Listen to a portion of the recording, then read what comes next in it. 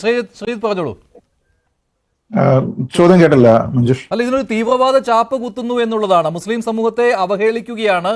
ഇത്തരം വഖഫ് സമരങ്ങളെ, കേന്ദ്ര സർക്കാരിനെതിരെയുള്ള സമരങ്ങളെ അതിൽ തീവ്രവാദം നുഴഞ്ഞു കയറ്റപ്പെടുന്നു എന്ന രീതിയിൽ ചിത്രീകരിക്കുകയാണ് എന്നാണ് മുജീബ് റഹ്മാൻ പറയുന്നത്. അല്ല, ശ്രീ മുജീബ് റഹ്മാന്റെ വാദത്തോട് യോജിക്കാനായിട്ട് സാധ്യമല്ല. കാരണം വഖഫ് എന്നത് അല്ലെങ്കിൽ വഖഫ് നിയമ ഭേദഗതി എന്നത് ഇന്ത്യൻ പാർലമെന്റ് പാസ്സാക്കിയിരിക്കുന്ന ഒരു നിയമമാണ്. നിശ്ചയമായും അതിനോട് രാഷ്ട്രീയമായിട്ടുള്ള വിയോജിപ്പുകളുള്ള ആൾക്കാരുണ്ടാകും. അങ്ങനെയുള്ള ആൾക്കാർക്ക് അനുവദനീയമായ രീതിയിലത്തേക്കുള്ള പ്രതിഷേധം എന്ന് പറയുന്നത് അവരുടെ മൗലികമായിട്ടുള്ള ഒരു അവകാശമാണ്. കാര്യം കോടതികളൊക്കെ തന്നെ അംഗീകരിച്ചിരിക്കുന്ന കാര്യവുമാണ്. അപ്പൊ ആൾക്കാർക്ക് ബുദ്ധിമുട്ടുണ്ടാകാതെ, യാതൊരു വിധത്തിലുള്ള ക്രമസമാധാന പ്രശ്നങ്ങളും ഉണ്ടാക്കാതെ ആ നിയമം തങ്ങൾക്ക് താല്പര്യമുള്ളതല്ല എന്ന് പ്രതിഷേധം പ്രകടിപ്പിക്കുന്നതിനുള്ള അവകാശം നമ്മുടെ ഭരണഘടന തന്നെ അവർക്ക് നൽകിയിട്ടുണ്ട്.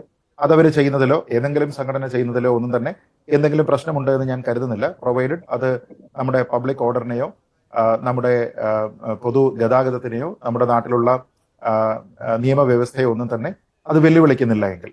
പക്ഷെ ഇവിടെ ഉണ്ടാകുന്ന പ്രധാനപ്പെട്ട പ്രശ്നം, ഈ ബില്ല് ഒരു കാരണവശാലും അനുവദിക്കില്ല എന്ന ഒരു പ്രഖ്യാപനവുമായിട്ടാണ് സോളിഡാരിറ്റി ഉൾപ്പെടെ ഈ ഒരു പ്രകടനവുമായിട്ട് പോയത്. തന്നെയുമല്ല, ഈ മാർച്ചിന് പോലീസിന്റെ അനുമതി ലഭ്യമായിരുന്നില്ല.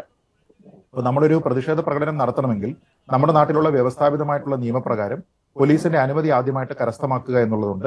അപ്പൊ പോലീസിന്റെ അനുമതി ഇല്ലാതെ അതിനു വേണ്ടിയിട്ട് പോവുകയാണെങ്കിൽ അത് നിയമവാഴ്ചയോട് നിയമവ്യവസ്ഥയോട് യാതൊരു വിധത്തിലുമുള്ള സഹകരണവും ഇല്ല എന്നുള്ളതിന്റെ പ്രഖ്യാപനമാണ്. അതുകൊണ്ട് തന്നെ ഇവരുടെ വാഹനങ്ങളടക്കം കാര്യങ്ങളെല്ലാം തന്നെ പിടിച്ചെടുക്കുമെന്ന രീതിയിലത്തേക്ക് പോലീസിന്റെ ഭാഗത്തു നിന്നുള്ള ഒരു പ്രസ്താവന ഉണ്ടായിരുന്നു. അങ്ങനെ അനുമതി നൽകാത്ത സാഹചര്യത്തിലും പ്രവർത്തകർ മാർച്ചുമായി മുന്നോട്ട് പോയി എന്നാണ് നമ്മൾ മാധ്യമങ്ങളിൽ നിന്ന് മനസ്സിലാക്കുന്നത്. ഇനി ഇവരുടെ മുദ്രാവാക്യങ്ങൾ എന്തൊക്കെയാണ്? ഇപ്പൊ ഏതെങ്കിലും കാരണവശാൽ നേരത്തെ പറഞ്ഞിരിക്കുന്നത് പോലെ ഇസ്ലാമിന്റെ ട്രഡീഷണൽ ആയിട്ടുള്ള ഒരു ആചാരമാണ് എന്ന നിലയ്ക്കോ, അല്ലെങ്കിൽ ഇത് നിലനിർത്തേണ്ടുന്ന ഒരു സംവിധാനമാണ് എന്ന നിലയ്ക്കോ, ഞങ്ങൾ ആരുടെയും വസ്തു ഒന്നും തന്നെ കയ്യേറിയിട്ടില്ല എന്ന നിലയ്ക്കോ ഒക്കെ തന്നെ അവകാശം പറയുന്നതിനുള്ള അല്ലെങ്കിൽ അങ്ങനെ അവകാശപ്പെടുന്നതിനുള്ള സ്വാതന്ത്ര്യം അവർക്കുണ്ട്. പക്ഷേ ഇത്തരത്തിലുള്ള പ്രകടനങ്ങളിൽ അവരുടേതായിട്ടുള്ള ശരിയായ മുദ്രാവാക്യങ്ങൾ ഉയർത്തി കാണിക്കുന്നതിന്, എസ്റ്റാബ്ലിഷ്മെന്റിന്റെ തെറ്റുകളെ ചൂണ്ടിക്കാണിക്കുന്നതിന് പകരം എന്തിനാണ് ഈ സയ്യിദ് ഖുത്ബിന്റെ അല്ലെങ്കിൽ നമ്മൾ ഈ പറയുന്ന പോലെ ഹസൻ അൽ ബന്നയുടെ, യഹ്യ സിൻവറിന്റെ ഒക്കെ തന്നെ ചിത്രങ്ങൾ എന്തിനാണ് കാണിക്കുന്നത് എന്നുള്ള ഏറ്റവും പ്രധാനപ്പെട്ട ചോദ്യമുണ്ട്. ഈ സിൻവർ ഒക്കെ ആയിരുന്നു വഖഫ് നിയമത്തിനെ മുന്നോട്ട് വെച്ചിരുന്ന സാമൂഹ്യ നേതാക്കൾ, ഇവരൊക്കെ ആയിരുന്നു. ഈ സയ്യിദ് ഖുത്ബ് എന്ന് പറയുന്ന പുള്ളിയൊക്കെയാണോ ഇതൊക്കെ എസ്റ്റാബ്ലിഷ് ചെയ്തിരിക്കുന്നത്? ആലോചിച്ച് നോക്കുക, ഇതിൽ പല ആൾക്കാരും മുസ്ലിം ബ്രദർഹുഡ് പോലെയുള്ള പല സംഘടനകളുമായി ചേർന്ന് പ്രവർത്തിച്ച ആൾക്കാരും അതിന്റെയൊക്കെ തന്നെ നേതാക്കന്മാരായിരുന്ന ആൾക്കാരുമാണ്.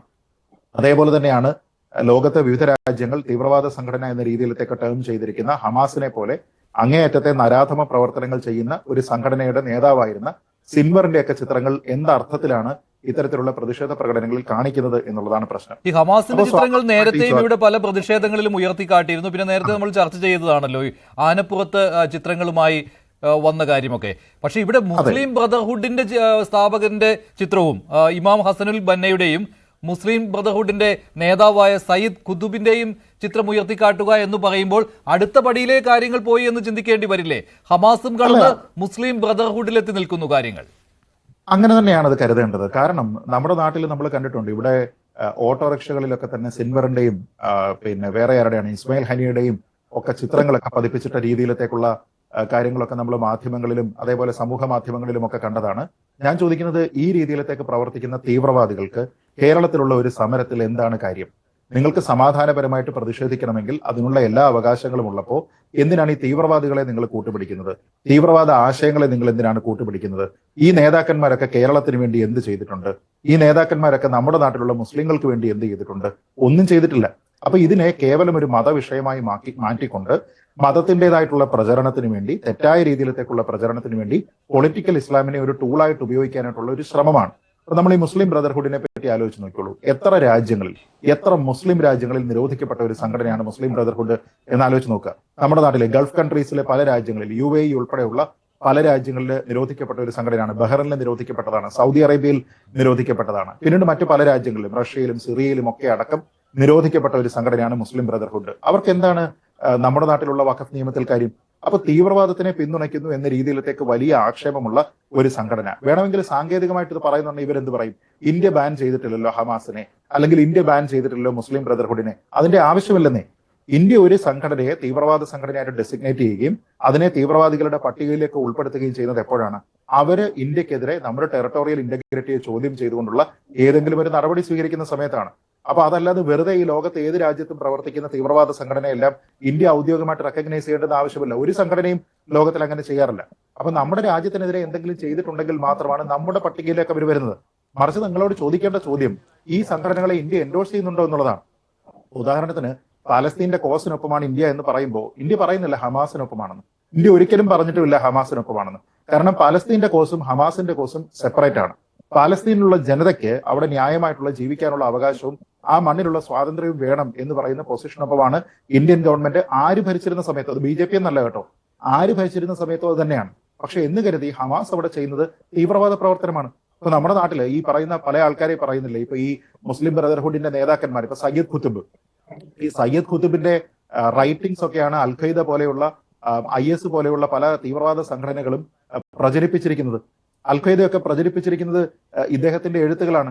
അതേപോലെ ഇസ്ലാമിക് ഭരണം ഈ ലോകമാകെ വരണമെന്ന ആഗ്രഹമുള്ള ഈ ഹസനുൽ ബന്നയെ പോലെയുള്ള ആൾക്കാർ, ശരിയ നിയമമാണ് ലോകത്തിൽ പ്രധാനമായിട്ട് എല്ലാ രാജ്യങ്ങളിലും ഉണ്ടാകേണ്ടത് എന്ന് പറയുന്ന ആൾക്കാർ, മതേതരത്വം എന്ന് പറയുന്നത് തെറ്റാണെന്ന് പറയുന്ന ആൾക്കാർ, വെസ്റ്റേൺ സെക്യുലറിസം എന്ന് പറയുന്നതിനെ ചാലഞ്ച് ചെയ്യുന്ന ആൾക്കാർ, ആധുനികതയെ എതിർക്കുന്ന ആൾക്കാർ, ഇങ്ങനെയുള്ള ആൾക്കാർക്ക് വഖഫ് നിയമത്തിൽ എന്താണെന്നേ കാര്യം.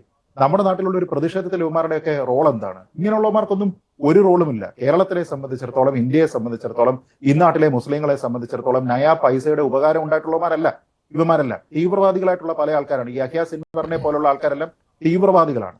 ഇവരുടെയൊക്കെ ഓർഗനൈസേഷൻസ് റെപ്രസെന്റ് ചെയ്യുന്നതെല്ലാം തന്നെ തീവ്രവാദ ആശയങ്ങളാണ്. അങ്ങനെയുള്ള ആശയങ്ങൾക്ക് ഇവിടെ വ്യാപിപ്പിക്കുന്നതിന് വേണ്ടിയിട്ടുള്ള മണ്ണ് പാകുക എന്നതിന് പകരം എന്നതല്ല ഇവരുടെ ഉദ്ദേശം എന്നുള്ളതാണ് ചോദിക്കുന്നത്. കാരണം ഇവരുടെ ശരിയായിട്ടുള്ള ജെനുവിൻ കോസ് ആയിരുന്നു ഇതിന്റെ പിന്നിലെങ്കിൽ ഇവർക്ക് ഇത്തരത്തിലുള്ള ആൾക്കാരുടെ നേതാക്കന്മാരുടെ ഒന്നും ചിത്രം വേണ്ട. വേണമെങ്കിൽ നിങ്ങൾക്ക് ഇവിടെ നിന്ന് വഖഫിനെതിരെ പ്രൊട്ടസ്റ്റ് ചെയ്യുന്ന ആൾക്കാരുടെ, ആ നിയമനിർമ്മാണത്തിനെതിരെ പ്രൊട്ടസ്റ്റ് ചെയ്യുന്ന ആൾക്കാരുടെ ചിത്രം വേണമെങ്കിൽ കാണിക്കാമല്ലോ. അത് കോണ്ടെക്സ്റ്റിൽ കുറച്ചുകൂടെ റെലവെന്റ് ആവില്ലേ? അങ്ങനെ നോക്കിക്കഴിഞ്ഞാൽ നമ്മുടെ നാട്ടിൽ പ്രവർത്തിക്കുന്ന ഇപ്പൊ ജമാഅത്തെ ഇസ്ലാമി ആയിക്കോട്ടെ, സോളിഡാരിറ്റി ആയിക്കോട്ടെ, ഇനി വേണമെങ്കിൽ മുസ്ലിം ലീഗ് ആയിക്കോട്ടെ, ഇവരുടെ എല്ലാം നേതാക്കന്മാരല്ലേ, പലരും വഖഫ് നിയമത്തിന്റെ ഭേദഗതിയെ എതിർക്കുന്ന ആൾക്കാരല്ലേ. അങ്ങനെയുള്ള ആൾക്കാരുടെ ചിത്രങ്ങൾ നിങ്ങൾക്ക് വേണമെങ്കിൽ ഇവിടെ കൊണ്ടുപോകാമായിരുന്നല്ലോ. അതല്ലാതെ ഈ പറയുന്ന യാഹ്യ സിൻവർ എന്നൊക്കെ പറഞ്ഞ് ഡ്രോണിനെ വടിയെറിഞ്ഞ് വടിയായവന്റെയൊക്കെ ചിത്രം ഇവിടെ കൊണ്ടുവന്ന് കാണിക്കുന്നതുകൊണ്ട് എന്താ ഗുണം? എന്ത് സന്ദേശം? ആൾക്കാരെ ഉപദ്രവിക്കുക, മനുഷ്യനെ യാതൊരു വിധത്തിലുള്ള കരുണയുമില്ലാതെ, അനുകമ്പയുമില്ലാതെ, ഒരു സംഗീത നിശ നടത്തുന്ന സമയത്തേക്ക് യാതൊരു വിധത്തിലുള്ള അനുകമ്പയുമില്ലാതെ റോക്കറ്റുകൾ വർഷിച്ച് സ്ത്രീകളായിട്ടുള്ള, നിരപരാധികളായിട്ടുള്ള, കുട്ടികളായിട്ടുള്ള ആൾക്കാരെ എല്ലാം കൊന്നതിന് ശേഷം ഇവിടെ മതഭരണം വേണമെന്ന് പറഞ്ഞുകൊണ്ടിരിക്കുന്ന ഇവന്മാർക്കൊക്കെ കേരളത്തിൽ എന്താന്നേ കാര്യം? അപ്പൊ ഞാൻ പറയുന്നത്, മുമ്പ് ഇതിന്റെ ടെസ്റ്റ് ഡോസ് വന്നിരുന്നു. അതായത് ഇപ്പൊ ഓട്ടോറിക്ഷയിലായിക്കോട്ടെ, അല്ലെങ്കിൽ നേരത്തെ പറഞ്ഞതുപോലെ എഴുന്നള്ളത്തായിക്കോട്ടെ, ഇങ്ങനെയുള്ള സമയത്ത് വന്നിരുന്നു. ആ സമയത്ത് ഉചിതമായിട്ടുള്ള നടപടികളില്ല എന്ന് കാണുന്ന സമയത്താണ് ഇപ്പോൾ അത് അടുത്ത സ്റ്റെപ്പിലേക്ക് വരുന്നത്. ഈ അടുത്തിടെ തന്നെ നമ്മൾ ചില സമ്മേളനങ്ങളുമായി ബന്ധപ്പെട്ട് അവിടെയൊക്കെ തന്നെ ഈ തീവ്രവാദികളുടെയൊക്കെ പടങ്ങൾ നമ്മൾ കണ്ടതാണ്. അപ്പൊ ഇങ്ങനെയുള്ള പ്രൊട്ടസ്റ്റുകളിലൊക്കെ തന്നെ ഇവരെ സ്വീകരിച്ചുകൊണ്ട് ഇവരെന്തോ അഖിലലോക നേതാക്കന്മാരാണെന്നൊക്കെ പറഞ്ഞ് ഈ പാവപ്പെട്ട ആൾക്കാരെ തെറ്റിദ്ധരിപ്പിച്ചുകൊണ്ട് ഒരു റാഡിക്കലായിട്ടുള്ള ഒരു മൂവ്മെന്റ് അല്ലേ ഇതിനെ കാണാൻ കഴിയുകയുള്ളൂ.